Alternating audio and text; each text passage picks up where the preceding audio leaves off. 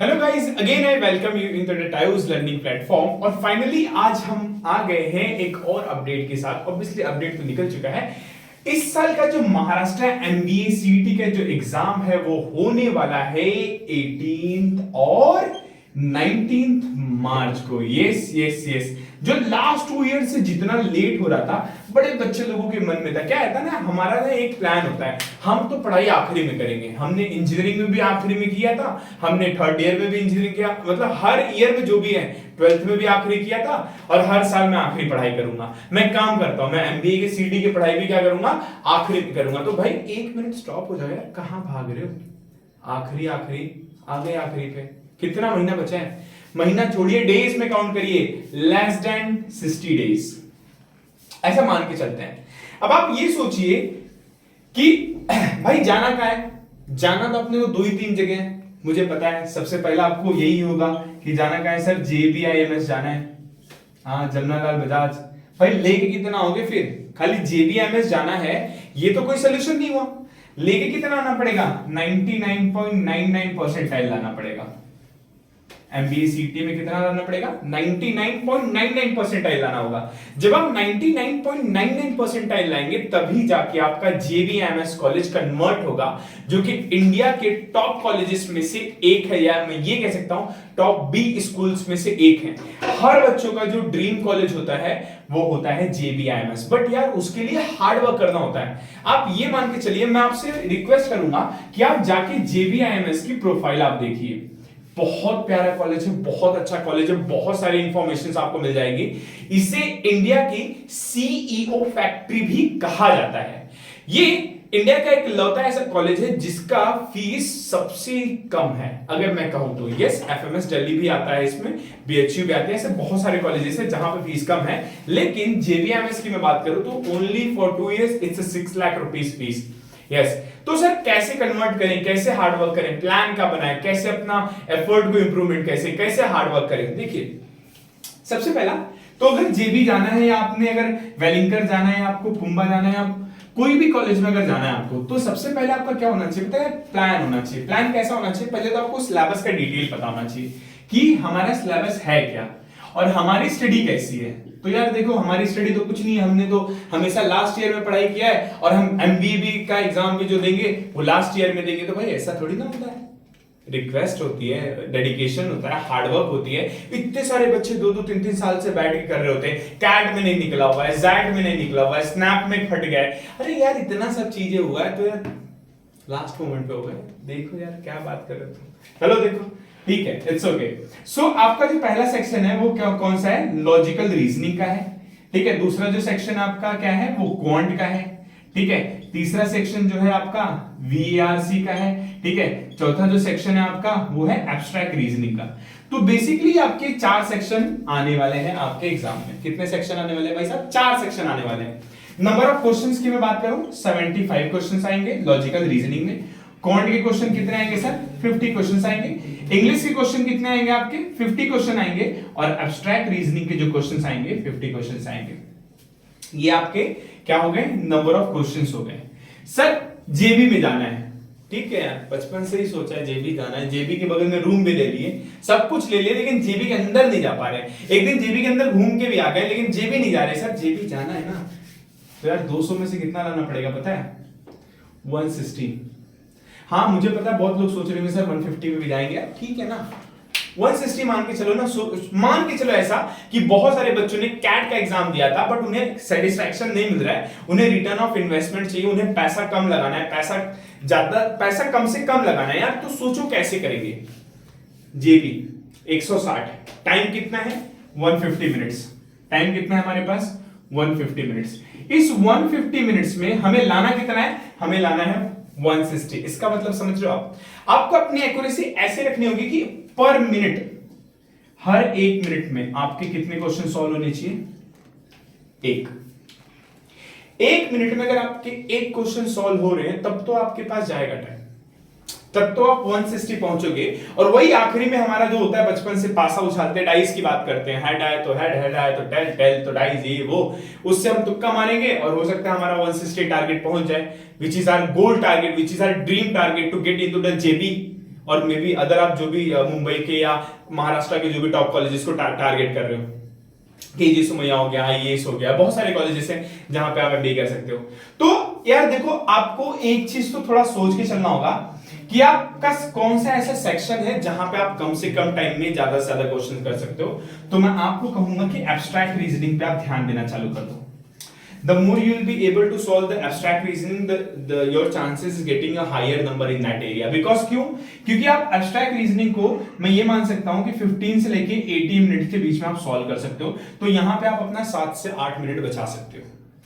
उसके बाद अगर आपकी रीडिंग बहुत अच्छी है तो आप आरसी 50 जो क्वेश्चंस है इसमें पैरा जंबल, क्लोज टेस्ट की मैं बात करूं, क्लोज टेस्ट हो गया, पैरा जंबल हो गया, पैरा समरी हो गया, रीडिंग कॉम्प्रिहेंशन हो गया, कुछ फिलिंग द ब्लैंक्स हो गए, आपके ऐसे बेस क्वेश्चन आते हैं। तो अगर आप इसे 30 मिनट्स में अगर कंप्लीट करते हो, अपना टारगेट मान के चलो, तो 15 प्लस 13 कितने मिनट हो गए? 45 मिनट। अगेन आपके पास मैथ्स के लिए कितना होगा? मतलब 125 क्वेश्चंस आपको सॉल्व करना रहेगा कितने मिनट में? 105 मिनट में, ऐसा मान के चलो। यार देखो, एग्जाम निकालने से ज्यादा होता क्या है कि एग्जाम्स को समझना। जब तक मेरी बात ध्यान से सुनिए कि यार जब तक आप एग्जाम्स के सिलेबस को समझ नहीं जाते, जब तक कि इसके वो आपसे कह क्या रहा है, वो आपसे मांग क्या रहा है, वो आपसे मतलब कह क्या रहा है, कौन से सेक्शन में पूछ रहा है, कौन से सेक्शन में क्या पूछ रहा है, उसकी टाइमिंग क्या है। एग्जाम की प्रिपरेशन जेबीएमएस अगर जाना है तो उसकी प्रिपरेशन यहां से स्टार्ट होती है आपके दिमाग से। आप उसके सिलेबस को कितना अंडरस्टैंड करते हो, उसके सिलेबस को आप कितना डेडिकेटली समझते हो, उसके सिलेबस को आप कैसे कैसे डिवाइड करते हो, हर एक सेक्शंस को एनालाइज कैसे करते हो, हर एक सेक्शंस के क्वेश्चंस को आप कैसे देखते हो, हर एक वीआरसी जितना भी आपकी आरसी आती है अब उसको कितनी इफेक्टिव तरीके से, कितने फास्ट तरीके से आप कर रहे हो।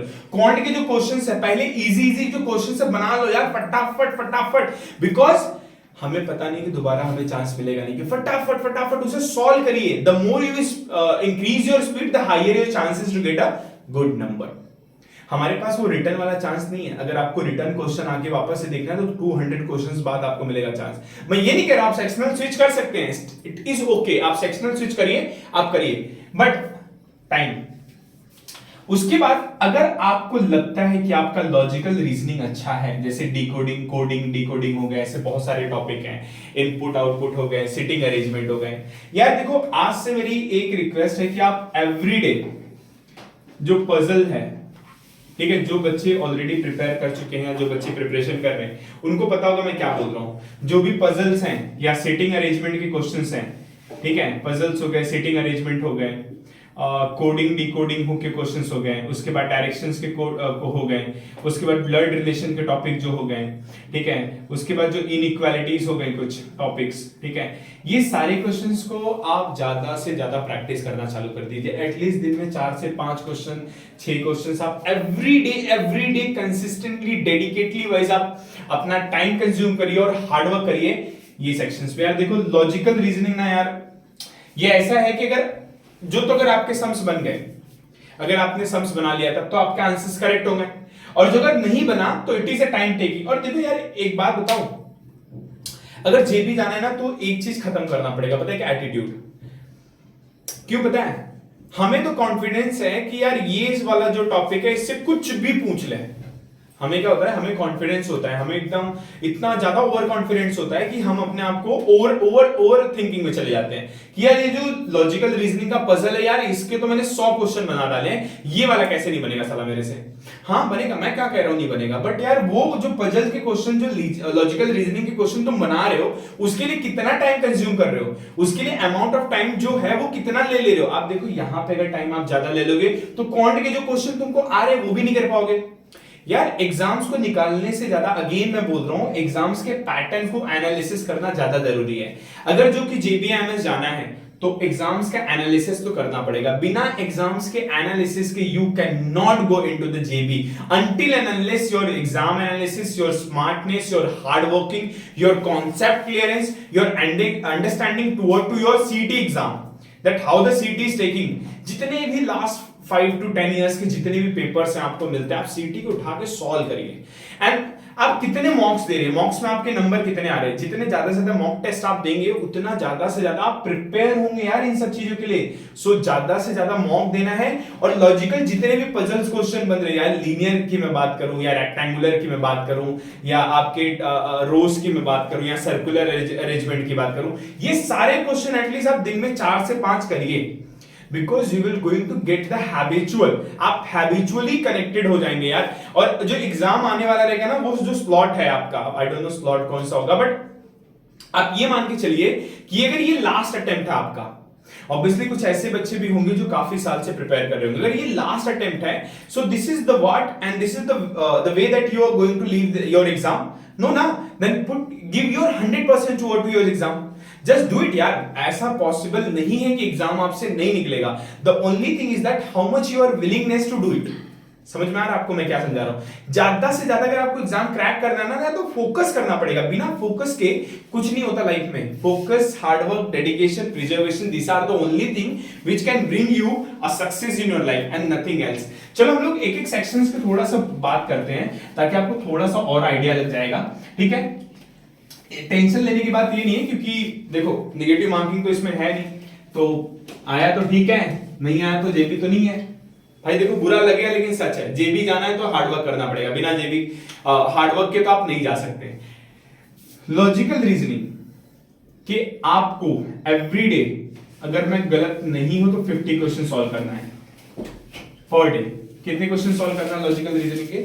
50 क्वेश्चन को आपको कैसे ना कैसे करके सॉल्व करना ही है।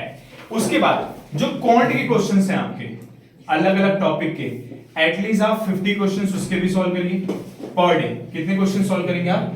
50 क्वेश्चन सॉल्व करेंगे पर डे। उसके बाद जो आरसी है आपकी, वीआरसी के क्वेश्चन, जो इंग्लिश के क्वेश्चन है, अब मैक्सिमम आप अटेम्प्ट करिए कि आप 3 से लेके 4 या हो सके 5 से 6 आरसीज आप एवरीडे करिए।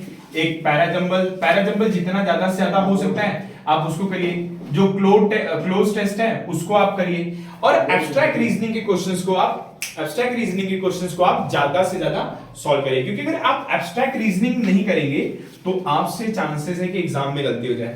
तो अगर आप एब्स्ट्रैक्ट रीजनिंग करते हैं, ठीक है, तो एब्स्ट्रैक्ट रीजनिंग को आप क्वेश्चंस को ध्यान से देखिए कि क्वेश्चन उसका पूछा कैसा गया है और आप उसे एलिमिनेट कैसे कर रहे हो। अपने लाइफ में इसको, एवरीडे लाइफ में आप क्या करो, इसको हैबिचुअल बना दो। जितना ज्यादा से ज्यादा आप क्वेश्चंस करेंगे उतना ज्यादा से ज्यादा आपका क्वेश्चन अच्छा होगा। मेरे ख्याल से ये काफी इनफ है। अगली वीडियो में मैं आपको और डिटेल एक्सप्लेनेशन दूंगा, और डिटेल्स जानकारी दूंगा, और इंफॉर्मेशन दूंगा। होप सो कि ये वीडियो अच्छा लगा हो। और यार चलिए जेबीएमएस इस साल क्रैक करते हैं। जो भी एस्पिरेंट है, जो भी एमबीए के एस्पिरेंट है, जो भी प्रिपरेशन कर रहे हैं, प्लीज इस चैनल को लाइक एंड सब्सक्राइब करिए। और मैं शिवम मिश्रा आपका हर एक प्रोसेस में, हर एक फेज में आपका हेल्प करूंगा। I can guarantee you. India के कोई भी आप एस्पिरेंट हो, प्लीज हमारे साथ आप कनेक्टेड होइए। कहीं ना कहीं मैं आपका किसी ना किसी स्टेज ऑफ लाइफ पे जरूर हेल्प करूंगा। होप सो ये वीडियो आपको अच्छा लगा हो। Thank you so much, love you guys, take care.